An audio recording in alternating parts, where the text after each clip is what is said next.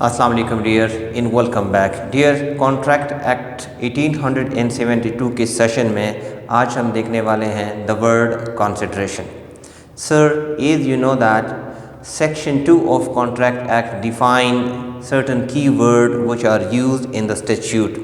Namely, it defines the word proposal, it defines the word promise, agreement, consideration, contract, void agreement, etc. Sir previous session में हमने ये देखा था कि agreement से क्या मुराद है। एग्रीमेंट की डिफिनीशन सेक्शन 2 कुछ यूँ करता है, every promise and every set of promises forming the consideration. Sir ये जो कंसिडरेशन है ये क्या चीज़ है, आज हम ये देखेंगे कि कॉन्ट्रैक्ट लॉ कंसिडरेशन को कैसे डिफ़ाइन करता है। Generally consideration day to day life में हम इसे यूज़ टू हैं, जैसे कि हम कोई चीज़ परचेज़ करते हैं तो हम पूछते हैं कि इसकी कीमत क्या है या ये प्रोडक्ट कितने का है। तो वो जो प्रोडक्ट कितने का है, कितनी कीमत का बता रहा है, ये बेसिकली क्या है, कंसिडरेशन है।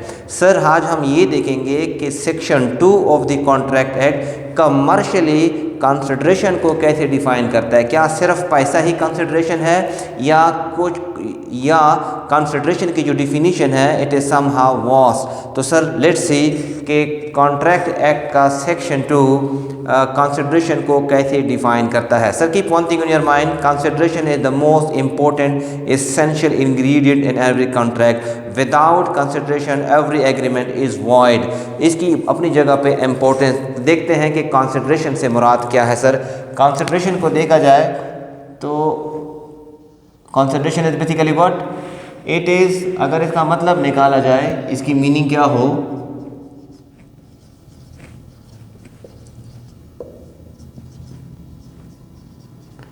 Something in return. उर्दू में हम इसको बोलेंगे किस चीज़ के बदले, किस चीज़ के एवज ये प्रॉपर्टी बेची जा रही है, या इन अदर वर्ड ये जो प्रॉपर्टी है या जो प्रोडक्ट है या जो गुड्स है इसकी वैल्यू कितनी है, इसको किस चीज़ से कंपेयर करके दी जा रही है, ये इसकी वैल्यू कितनी है, इसकी कीमत कितनी है, एक्सेट्रा। इसको कंसिडरेशन बोला जाए। समथिंग इन रिटर्न मतलब किस चीज़ के एवज ये प्रॉपर्टी बेची जा रही है।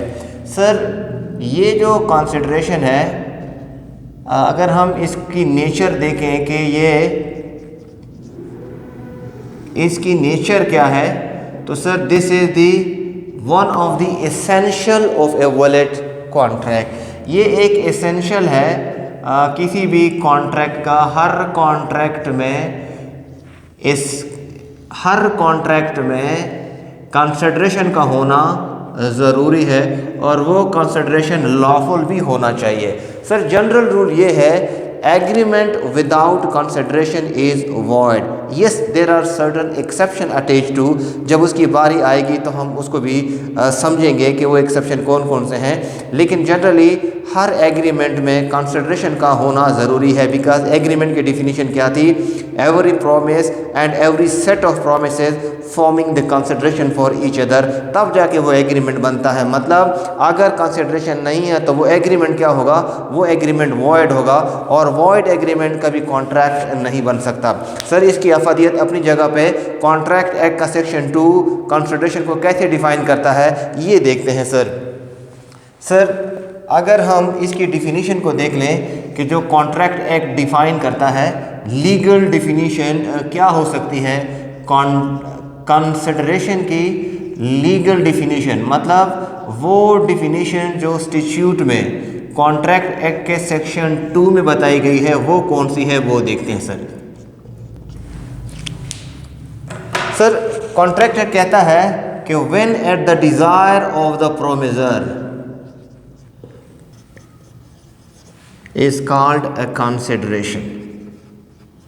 सर कॉन्ट्रैक्ट एक्ट का सेक्शन 2 डिफ़ाइन करता है कि ये जो वर्ड कंसिडरेशन है इससे मुराद क्या है।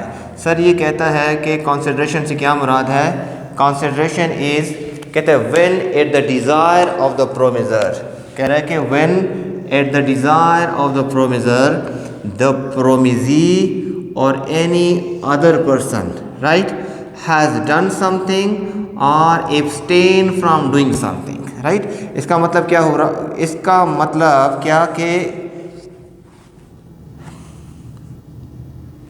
इसका मतलब क्या हुआ कि कॉन्ट्रैक्ट एक्ट कहता है कि कंसिडरेशन से मुराद क्या है, कंसिडरेशन कुछ काम का करना या कुछ काम का न करना कंसिडरेशन कहलाता है। कब कहलाता है, कैसे कहलाता है, ये बात करते हैं। सर इस डेफिनेशन को जो सेक्शन 2 में बताई गई है, इसको जब हम इंटरप्रेट करेंगे कि इसके कौन कौन से एसेंशियल्स हैं, कंसिडरेशन के एसेंशियल्स कौन कौन से हो सकते हैं। सो इसी डेफिनेशन से सर हम कुछ एसेंशियल डिड्यूस करते हैं। सबसे पहला जो एसेंशियल है वो लिखा हुआ है कि when at the desire of the promisor. इसका मतलब क्या हुआ कि जो कंसिडरेशन होगी वो कौन डिटरमिन करेगा, प्रोमिसर डिटरमिन करेगा। इसका मतलब ये हुआ कि किसके डिज़ायर पे होगा, डिज़ायर किस पे होगा, eight the desire of, it must move of promisor, it must move at the desire of the promisor. पहला एसेंशियल है कंसिडरेशन का। कंसिडरेशन का सबसे पहला एसेंशियल कि it must move at the desire of the promisor. इसका मतलब क्या हुआ सर, इसका मतलब ये हुआ कि मान लीजिए मिस्टर ए एक शख्स है और ये अपनी कोई, इसके पास कोई प्रॉपर्टी है, मान लीजिए कोई कार है जो ये बेचना चाहता है, कार है जो बेचना चाहता है, किसके ऊपर, बी के ऊपर बेचना चाहता है या बी इसको ख़रीदना चाहता है। अब मिस्टर ए कौन है सर, मिस्टर ए है इस सिचुएशन में, इस सिनारियो में ये प्रोमिसर है।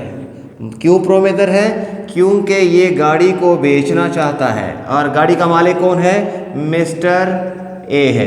तो इसका मतलब ये हुआ कि कीमत कौन डिटरमिन करेगा, वैल्यू कौन डिटरमिन करेगा, definitely promiser has to determine. क्या डिटरमिन करेगा प्रोमिसर, कि ये जो मेरी प्रॉपर्टी है, जो कार है, इसकी वैल्यू मैं क्या रख रहा हूँ, आया इसकी जो वैल्यू है ये मैं प्राइस में इसको तोल रहा हूँ, इन अदर वर्ड इसकी कीमत लगा रहा हूँ पैसे में, या इसकी कीमत सर्विसेज में मैं कंसिडर कर रहा हूँ। तो जो प्रोमिसर है वो इस कार के एवज किस चीज़ को कंसिडर करता है, आया वो पैसे को कंसिडर करता है और कितने पैसे उसकी वैल्यू के बराबर समझता है, या किसी सर्विस को कंसिडर करता है कि कोई ये सर्विसेज देगा तो फिर ये प्रॉपर्टी, ये गाड़ी मैं उसको दूंगा।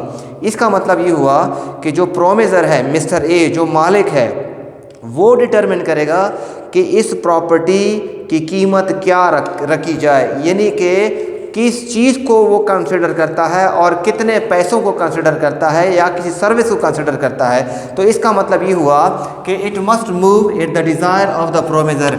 इसकी कीमत, इसकी वैल्यू कौन डिटरमिन करेगा, mister A. For example mister A कहता है कि इसकी कीमत 10 अरब रुपए है इस गाड़ी की, तो ये 10 अरब रुपए क्या हो गए, ये 10 अरब रुपए हो गए इसकी कंसिडरेशन, प्राइस हो गई, इसकी वैल्यू हो गई, इसकी कीमत होगी। इसका मतलब ये होगा कि मिस्टर बी कितनी पेमेंट करेगा इसको, 10 अरब रुपीज़, क्योंकि 10 अरब क्या है, ये इसकी कंसिडरेशन है और ये किसकी डिज़ायर पे मूव हुआ, eight the desire of the promisor. ऐसा क्यों लिखा हुआ है कि eight the desire of the promisor. For example इसने कीमत लगाई हुई है 10 करोड़ रुपए या 10 लाख रुपए या 10 अरब रुपए, बी जाता है और उसको 50 लाख रुपए दे देता है कि चाचा भी दे दो, बस मैं जा रहा हूँ, ये पैसे मैंने आपको दे दिए, अल्लाह हाफिज़। अब वो गाड़ी तो लेके चला गया, लेकिन वो पीछे से आवाज़ें दे रहा है कि नहीं सर ये इतनी कीमत की नहीं है, ये इतनी कीमत की है। तो वो कहता नहीं मैंने आपको पेमेंट कर दी है, बस चाबी मैं लेके जा रहा हूँ, अल्लाह हाफिज़, हमारा एग्रीमेंट हो गया, कंसिडरेशन मैंने पे कर दी। ऐसा नहीं है sir. Eight the desire of the promisor का मतलब ये है कि वो जो पेमेंट उसको रिसीव होगी, उससे जो प्रोमिसर है वो उसको मुतमईन होना चाहिए, उसकी सेटिस्फेक्शन होनी चाहिए।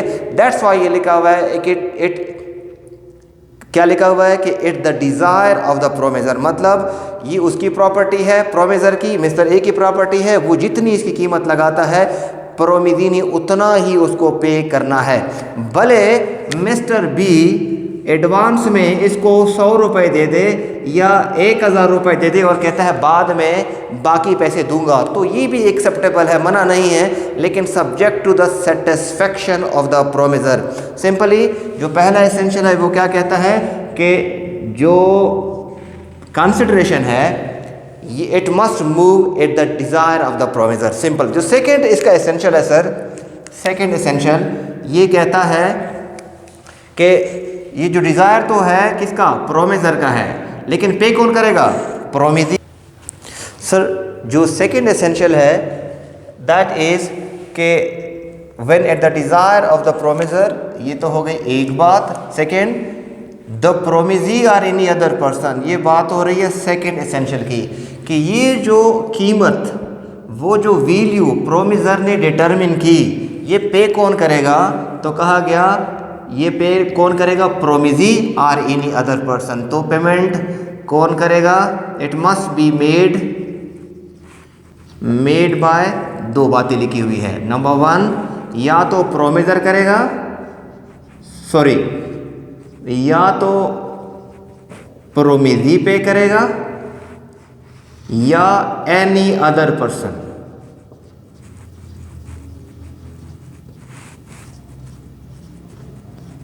Any other person. Mister A यहाँ पे क्या है, प्रोमिसर है, और मिस्टर बी और मिस्टर बी क्या है, मिस्टर बी है प्रोमिजी। मतलब क्या हुआ, वैल्यू तो डिटरमिन की किसने, प्रोमिसर ए ने। अब इसको पे कौन करेगा, डेफिनेटली मिस्टर बी करेगा, प्रोमिजी करेगा।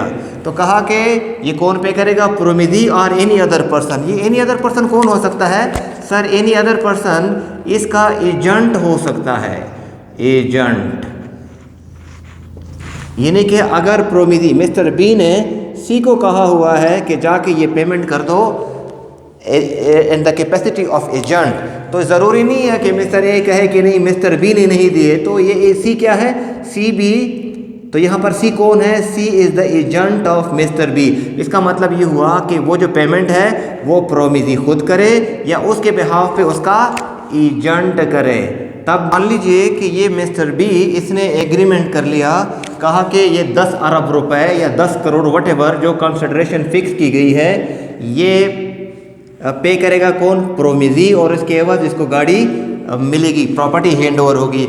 एडवांस में कुछ पेमेंट दी गई और कुछ पेमेंट रिमेनिंग है जो बाद में मिस्टर बी ने पे करने हैं। लेकिन जब टाइम आता है तो mister B I mean to say payment नहीं करता, और मिस्टर ए इसके घर आता है, मिस्टर बी के घर, और मिस्टर बी के बजाय कोई मिस्टर डी घर से निकलता है जो कि इसका भाई है, इसका वालिद है, इसका रिलेटिव है, वटेवर इसका बेटा है।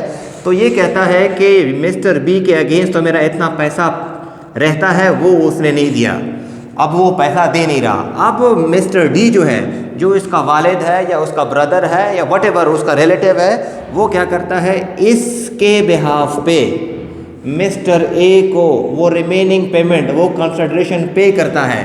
तो किसके बिहाफ पे कर रहा है, ऑन बिहाफ ऑफ प्रोमिजी। तो अब क्या, मिस्टर ए ये कह सकता है कि नहीं मैंने तो आपसे पैसे नहीं लेने, मुझे तो मिस्टर बी ने ही पैसे देने हैं। कॉन्ट्रैक्ट लॉ कहता है कि ज़रूरी नहीं है कि प्रोमिजी ही पेमेंट करे, प्रोमिजी करे या उसके बिहाफ पे कोई एजेंट करे या उसके बिहाफ पे कोई और शख्स पेमेंट करे, तो ये भी सही और लीगल तस्लीम होगा। सर सेकेंड एसेंशियल कि it must be made by the promisee और it may be made by any other person. Other person कौन हो सकता है, एजेंट हो सकता है या कोई शख्स जो उसके बिहाफ पे पेमेंट करे। सर जो तीसरा एसेंशियल है, सर जो तीसरा एसेंशियल बताया जा रहा है कि कंसिडरेशन को किस तरह होना चाहिए, ये कहता है हैज़ डन और एब्सटेन फ्रॉम डूइंग समथिंग। इसका मतलब क्या हुआ कि कंसिडरेशन की शेप और फॉर्म क्या हो सकती है, कोई एक्ट हो सकता है, कोई एब्सटिनेंट हो सकती है। इसका मतलब है ये शेप की बात कर रहा है, ये फॉर्म की बात कर रहा है कि ये जो कंसिडरेशन है ये किस फॉर्म में हो सकती है। सर पहला ये कह रहा है कि ये कोई एक्ट हो सकता है, कोई एक्ट से मुराद कुछ काम करने की बात।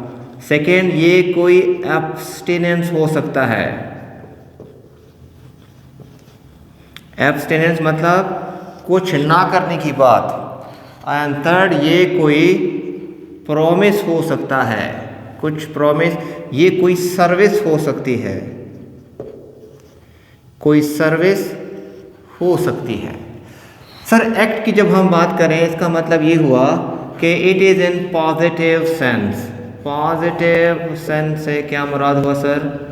पॉजिटिव सेंस से मुराद हुआ कि मान लीजिए मिस्टर ए है, वो मिस्टर बी को कहता है, मिस्टर ए कहता है मिस्टर बी को कि ये एक अदद बिल्डिंग बना देंगे तो फिर आपको 10 लाख रुपए, ये बिल्डिंग बना दें 10 लाख रुपए के एवज़। तो बिल्डिंग बनाना बेसिकली क्या है? मिस्टर ए बोल रहा है किसको? मिस्टर बी को, एक बिल्डिंग बना दे, एक रोड बना दे, आपको इसके एवज़ 50 रुपये मिलेंगे, 5000 रुपये मिलेंगे, वट एवर द कंसिडरेशन वो फिक्स करता है। तो ये बेसिकली कंसिडरेशन किस चीज़ के बदले में उसको दी जा रही है? एक्ट के बदले में, एक्शन के बदले में। पॉजिटिव सेंस है, कोई चीज़ करने की बात की जा रही है, राइट? ये प्रॉपर्टी मुझे दे दो इतने पैसे में, तो ये बेसिकली एक एक्ट है, एक एक्शन है। ये बिल्डिंग कंस्ट्रक्ट कर दो इतने पेमेंट में, तो बेसिकली क्या हुआ? पॉजिटिव सेंस में कंसिडरेशन लिया जा रहा है, एक्शन की बात हो रही है, एक्ट की बात हो रही है। सर एब्सटेंस का मतलब क्या हुआ? कि किसी चीज़ से इज्तनाब करना, किसी चीज़ से बंदे को रोकना, आप ये काम ना करें तो ना करने की मैं आपको इतनी पेमेंट करूँगा। तो ये बेसिकली क्या है? नेगेटिव सेंस में है। नेगेटिव सेंस में किस तरह नेगेटिव सेंस में है? आप अगली पार्टी से कुछ करवा नहीं रहे बल्कि उसको मना करवा रहे। फॉर एग्ज़ाम्पल मिस्टर ए है, मान लीजिए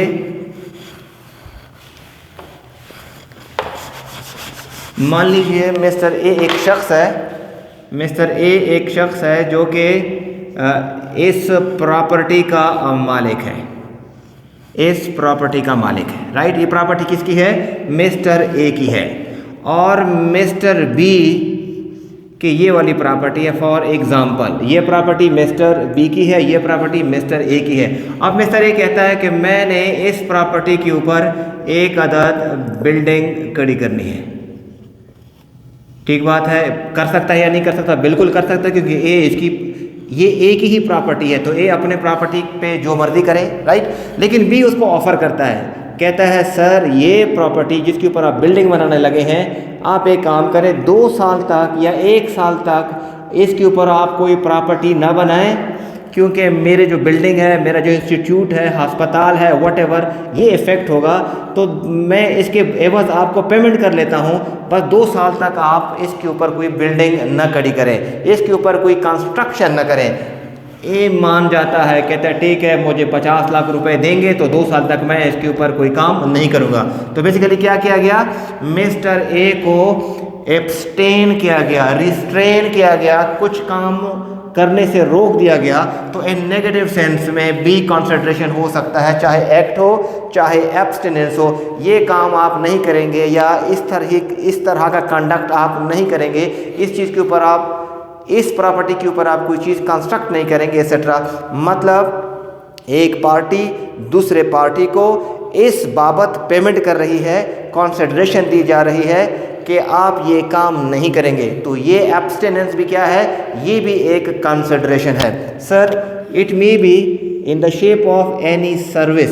सर्विस से मुराद कोई डॉक्टर की सर्विस, कोई टीचर की सर्विस, किसी इंजीनियर की सर्विस के एवज़ अगर उसको कोई पेमेंट की जा रही है तो वो भी कंसिडरेशन ही काउंट होगा। फॉर एग्ज़ाम्पल एक बेंगलो है, एक शख्स है, वो किसी टीचर को, किसी डॉक्टर को, किसी इंजीनियर को बोलता है कि आप मेरे बेटे बेटी को या फलां को ये अपनी सर्विसेज दे दें, तो उस सर्विसेज के एवज़ ये प्रोडक्ट जो है वो आपको मैं दूंगा, ये गाड़ी मैं आपको दूंगा, ये बेंगलो आपको मैं दूंगा, ये प्लाट मैं आपको दूंगा। तो बेसिकली प्रॉपर्टी किस चीज़ की एवज़ दी जा रही है, किस चीज़ को कंसिडर किया जा रहा है, उसके इक्विवेलेंट सर्विसेज। तो चाहे सर्विस हो, चाहे एक्ट हो, चाहे एब्सटेनेंस हो, ये कंसिडरेशन की शेप हो सकती है। कॉन्ट्रैक्ट लॉ बोलता है कि ये जो कंसिडरेशन की शेप है ये इमैटेरियल है, but it must be lawful, ये कानूनी होना ज़रूरी है, इल्लीगल ना हो। इल्लीगल से मुराद ये है कि अगर कोई शख्स दूसरे शख्स को बोलता है कि फ़लाँ शख्स का वीज़ा लगा दो, मैं आपको 10 लाख रुपए दूंगा, यहाँ वीज़े से मुराद डेथ, अगर आप उसको गोली मारेंगे तो मैं आपको 10 लाख रुपए दूंगा। तो इसका मतलब क्या हुआ कि किसी नेगेटिव चीज़ के लिए, इलीगल चीज़ की कंसिडरेशन दी जा रही है। ये कंसिडरेशन अनलॉफुल कंसिडरेशन कहलाएगी। कॉन्ट्रैक्ट लॉ बोलता है कंसिडरेशन को लॉफुल होना ज़रूरी है। शेप कोई भी हो सकता है, फॉर्म कोई एक्ट हो सकता है, किसी एब्सेंस की सूरत हो सकता है, किसी सर्विस की सूरत हो सकता है। सर जो अगली बात की जा रही है, हैज़ डन और एब्सटेन फ्रॉम डूइंग, डज और abstain from doing, promises to do और abstain from doing, ये बेसिकली किस चीज़ की बात कर रहा है सर? ये बात कर रहा है टाइम की, कि कंसिडरेशन जो है उसके किस टाइम होना चाहिए। पेमेंट या जो कंसिडरेशन है किसी प्रॉपर्टी की, eight the desire of the promisor, promisor जो डिज़ायर करता है 10 लाख रुपए की बस प्रॉपर्टी बेच रहा हूँ, तो वो कंसिडरेशन कब दी जाएगी, कब नहीं दी जाएगी? टाइम की बात की गई। तो सर टाइम को कवर करने के लिए इन्होंने कहा कि ये पास्ट में भी हो सकती है सर, ये प्रेजेंट में भी हो सकती है और ये फ्यूचर में भी हो सकती है। सर जब हम पास्ट की बात करते हैं, थोड़ा सा टेक्निकल है, इसके ऊपर एक सेपरेट सेशन मौजूद, यहाँ पर इसको हम समझने की कोशिश करते हैं, शॉर्ट में इसको समझने की कोशिश करते हैं। सर पास्ट की कंसिडरेशन कैसे हो सकती है? For example sir mister A mister B को कहता है कि ये जो आपकी गाड़ी है फॉर एग्जांपल, या आपका ये जो मोबाइल है, व्हाटएवर कोई प्रॉपर्टी है, मिस्टर ए कहता है किसको? मिस्टर बी को, कि आपकी जो जीप है वो आप मुझे दे दें क्योंकि मैंने नारायण खान जाना है। नारायण खान के लिए 4x4 जीप की ज़रूरत होती है, तो लिहाजा ये जीप मैं लेकर जाता हूँ, वापसी पे आपको रिटर्न कर दूँगा। मिस्टर बी की जीप है, कौन लेकर गया? मिस्टर ए लेकर गया। अब जब मिस्टर ए इस जीप को ले जाता है, वो समझता है कि ये तो बहुत ज़बरदस्त है, इसको पसंद आता है। वापसी पे मिस्टर बी को कहता है कि इसकी कीमत बता दो भाई, मैं इसको ख़रीदना चाहता हूँ, मुझे बहुत पसंद आई है। प्रॉपर्टी पहले उसको दी गई है, अब उस चीज़ के एवज़ उसको पेमेंट कर रहा है। ये बोलता है बी कि ठीक है, इसके 5 रुपये कीमत है, 5 करोड़ कीमत है, दे दें। तो इसका मतलब वो एक ट्रांजैक्शन पहले पास्ट में हो चुकी है, अब उसको कंपनसेट किया जा रहा है, उसके बदले उसको पेमेंट की जा रही है, तो इसको हम क्या बोलेंगे?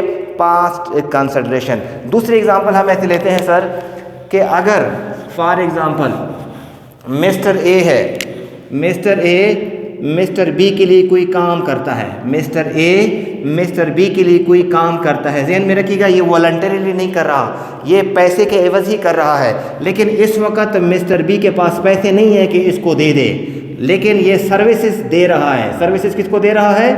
सर्विसेज दे रहा है बी को सर्विसेज दे रहा है, लेकिन बी इस वक्त कंपनसेट नहीं कर पा रहा बिकॉज बी के पास पैसे नहीं है। ज़हन में रखिएगा, ये मुफ्त नहीं सर्विसेज दे रहा, पैसे के एवज दे रहा है, लेकिन पेमेंट अभी इसको नहीं मिल रही है। लेटर ऑन जब बी के पास पैसे आएंगे तो बी जब रिटर्न करेगा तो किस मद में करेगा? वो जो पास्ट सर्विसेज दी गई थी मिस्टर बी को, to compensate that past services payment की जा रही है, प्रॉपर्टी दी जा रही है, कोई और सर्विसेज दी जा रही है। तो इन दैट सेंस कंसिडरेशन कब की है? पास्ट में है। तो कह रहा है पास्ट कंसिडरेशन भी हो तो वैलिड कंसिडरेशन है। Sir consideration will be either in present, मतलब इमीडिएटली, अभी आप प्रॉपर्टी ले रहे हैं और अभी आप पेमेंट कर रहे हैं, इमीडिएटली हैंड ओवर की जा रही है, रिसिप्रोकल प्रॉमिस है, ये आप प्रॉपर्टी ले रहे हैं और दूसरे हाथ से आपको पेमेंट मिल रही है, तो प्रेजेंट फॉर्म में भी हो सकता है। It will be either in future. Future में कैसे हो सकता है सर? आज प्रॉमिस किया गया कि भाई ये प्रॉपर्टी मुझे दे दो, फ्यूचर किसी डेट में मैं आपको पेमेंट करूंगा। तो पेमेंट कब की जा रही है सर? ट्रांजैक्शन तो अभी हुई है, पेमेंट फ्यूचर में हो रही है। तो सर कंसिडरेशन चाहे पास्ट में हो, चाहे प्रेजेंट में हो, चाहे फ्यूचर में हो, कानून कहता है कि ये बिल्कुल वैलिड कंसिडरेशन होगा, पास्ट का हो, प्रेजेंट का हो, फ्यूचर का हो, जिस शेप में भी हो, लेकिन सर इसको लॉफुल होना ज़रूरी है। सर किसी भी एग्रीमेंट में अगर कंसिडरेशन अनलॉफुल है, एग्रीमेंट वॉइड होगा, एग्रीमेंट इन्फोर्स नहीं हो सकेगा। सर अगली जो बात की जा रही है दैट इज़ डूइंग समथिंग। अब समथिंग से क्या मुराद है? ये समथिंग इन इटसेल्फ एक बड़ा कॉन्सेप्ट कह रहे हैं कि ये जो कुछ होगा, समथिंग, राइट, ये समथिंग से क्या मुराद है सर? कहता है when at the desire of the promiser, the promisee or any other person has done or abstained from doing, does or abstain from doing or promises to do or abstain from doing something, right? ये something क्या हो सकता है? कहता है something जो भी हो, पहले तो वो lawful होना चाहिए, दूसरा ये जो something है ना सर, ये it must be real, ये real होना चाहिए। रियल से मुराद चांद से तारे ले आओ तो आपको 10 लाख रुपए दूंगा, भाई चांद से तारे लाना इम्पॉसिबल है, ये रियल नहीं है। आपको दिल दिया है तो दिल के एवज 10 करोड़ रुपए दे दो, तो भाई ये कोई रियल चीज़, रियल कंसिडरेशन नहीं है। कंसिडरेशन को ये जो समथिंग है, it must be lawful, it must be real and it must B physical, right? It must be lawful, ये कानून के मुताबिक होना चाहिए और इसको रियल होना चाहिए। Then it must be certain, it must be certain से मुराद क्या है कि बाज़ औक़ात हम देखते हैं अखबार में एडवर्टाइजमेंट आती है attractive salary will be given. अब अट्रैक्टिव सैलरी से क्या मुराद है? मतलब वो जो पेमेंट है वो प्रॉपर डिटरमिन्ड नहीं है, तो लिहाजा ये अनसर्टेन है। कितना अट्रैक्टिव है? अट्रैक्टिव सैलरी किसी एक शख्स के लिए दूसरा हो सकता है और दूसरे शख्स के लिए अट्रैक्टिव सैलरी कुछ और हो सकती है। तो ये जो अमाउंट होगी it must be specific, definite, certain होगी। इतने हज़ार रुपए में ये प्रॉपर्टी मैं बेच रहा हूँ, या ये जो है इसकी जो है अच्छी कीमत। अब अच्छी कीमत से क्या मुराद है? ये अनसर्टेन है। तो कह रहा है कि वो जो समथिंग है जो आप कहोगे कि ये चीज़ आप करोगे या ये चीज़ नहीं करोगे, that must be certain thing and it must be real thing, it must be lawful thing. Sir contract law बोलता है कि ये जो समथिंग है, राइट, जिस चीज़ के एवज आप पेमेंट कर रहे हो वो चीज़ को रियल होना ज़रूरी है। मतलब क्या हुआ? इमेजिनरी ना हो, आई मीन टू से हाइपोथेटिकल ना हो, जैसे कि चांद से, आई मीन टू से तारे ले आना, या फॉर एग्ज़ाम्पल जो हम इमोशनल बातें करते हैं तो कह रहे हैं कि इमोशन का, इमेजिनेशन का लॉ से कोई सरोकार नहीं है। वो जो कंसिडरेशन है वो रियल होना चाहिए। अगर आपने ये बिल्डिंग बना दी तो फिर मैं आपको चांद आपके कब्जे में दे दूंगा, इट्स इम्पॉसिबल, राइट? तीसरी जो चीज़ है, कहते हैं it must B legally possible, legally possible. ये इम्पॉसिबल नहीं होना चाहिए कि आपको 10 लाख रुपए दूंगा अगर आप चांद को 2 टुकड़े कर दो या चांद को ज़मीन पर ला दो, एक्सेट्रा। तो जो कंसिडरेशन है, जो समथिंग है, ये रियल होना चाहिए, लॉफुल होना चाहिए, सर्टेन होना चाहिए, लीगली पॉसिबल होना चाहिए। किसी दूसरे डॉक्टर को बोल दिया 10 लाख रुपए दे दो, इस बंदे को जिंदा कर दो, तो डॉक्टर ऐसा नहीं कर सकता, because that is legally impossible. Sir something से मुराद वो जो कंसिडरेशन है, वो जो अगले पार्टी जो लिखा हुआ है हैज़ डन और एब्सटेन फ्रॉम डूइंग समथिंग, ये समथिंग किस तरह होना चाहिए? लॉफुल होना चाहिए, लीगली पॉसिबल होना चाहिए, सर्टेन होना चाहिए, it must be real, unreal ना हो कि जैसे कि दिल के बदले फला चीज़, तो ये चीज़ कोई कंसिडरेशन नहीं है लॉ में। Sir keep one thing in your mind, contract law बोलता है कि ये जो कंसिडरेशन है sir, it may not B adequate. Adequate का मतलब क्या हुआ कि ये जो कंसिडरेशन है, मान लीजिए मिस्टर ए की एक प्रॉपर्टी है जो वो बेचना चाह रहा है, कितने रुपए में? 100 रुपए में, 100 करोड़ में, फॉर एग्जांपल सर। लेकिन सर इस प्रॉपर्टी की जो मार्केट वैल्यू है, मार्केट वैल्यू है मान लीजिए कोई 1 करोड़, 1 करोड़ इसकी मार्केट वैल्यू है, लेकिन ये प्रॉपर्टी कितने में बेच रहा है सर? ये 50 लाख में बेच रहा है।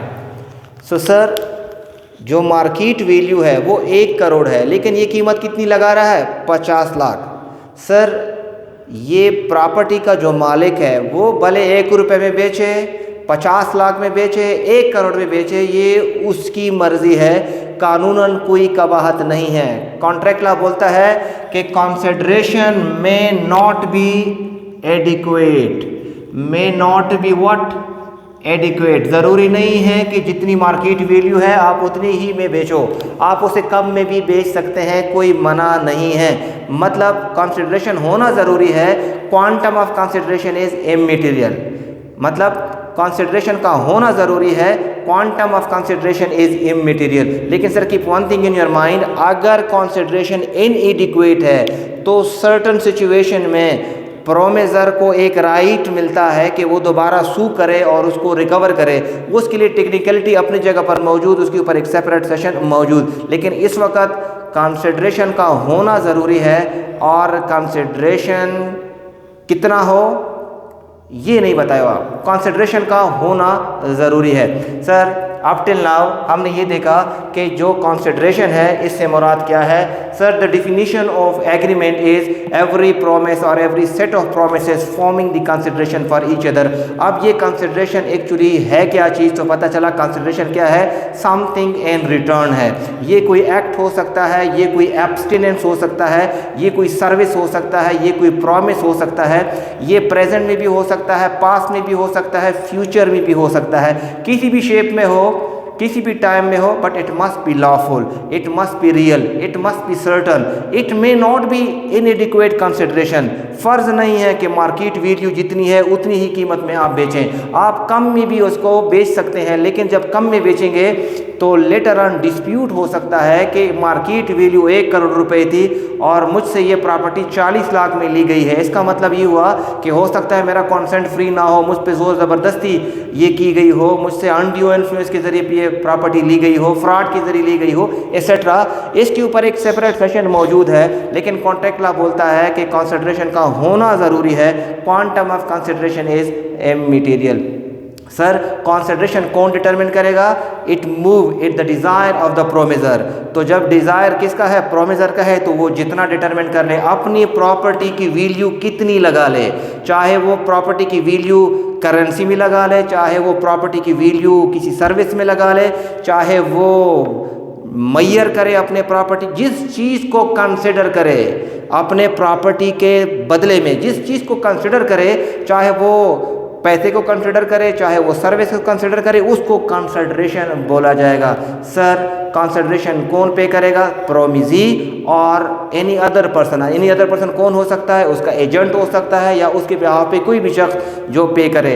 सर किसी भी टाइम हो सकता है, किसी भी शेप में हो सकता है, but it must be lawful, it must be in accordance with law. अब तक के लिए इतना ही सर, मज़ीद मालूमात के लिए please read the book the खुदाई पामान।